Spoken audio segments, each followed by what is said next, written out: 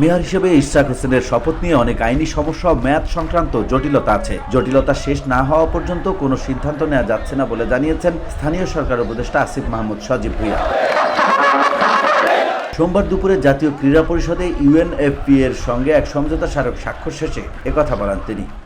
আমাদের গতকালকের একটা প্রেস রিলিজে আমাদের অবস্থান স্পষ্টভাবে পরিষ্কার করা হয়েছে। এখানে অনেকগুলো জটিলতা আছে, আপনারা জানেন। এখানে আমাদের এই সরকার দায়িত্বে আসার পরেই অধ্যাদেশে পরিবর্তন, আইনের পরিবর্তন এনে সিটি কর্পোরেশন পৌরসভাগুলো বিলুপ্ত ঘোষণা করা হয়েছিল এবং তারপরে এখানে অনেকগুলো আইনি জটিলতা আছে, সেগুলো আমরা আইন মন্ত্রণালয় থেকে জানতে চেয়েছি যে কী ধরনের আইনি জটিলতা আছে কিংবা আছে কিনা, এবং এর বাইরেও মেয়াদ সংক্রান্ত জটিলতা আছে।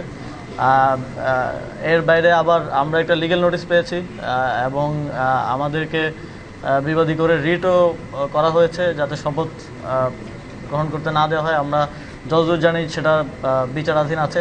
তো এই সকল ধরনের জটিলতা নিরসন না করে আমরা কোনো সিদ্ধান্তে আসলে যেতে পারছি না।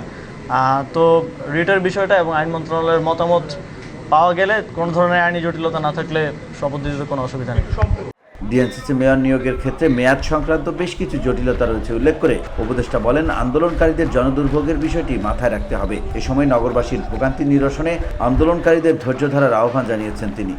আমাদের প্রত্যাশা থাকবে যে নগরবাসীর যে ভোগান্তি এবং ভোগান্তিটা শুধুমাত্র রাস্তা বন্ধ করে দেওয়ার জন্য নয়। আপনারা জানেন যে অনেক রেগুলার অ্যাক্টিভিটিস, রেগুলার কাজ আছে সিটি কর্পোরেশনের, সেগুলো এক ধরনের স্থবিরতা হয়ে আছে। এই ভোগান্তি নিরসনের জন্য ওনারা ধৈর্য দেখাবেন। VOD Bangla news desk.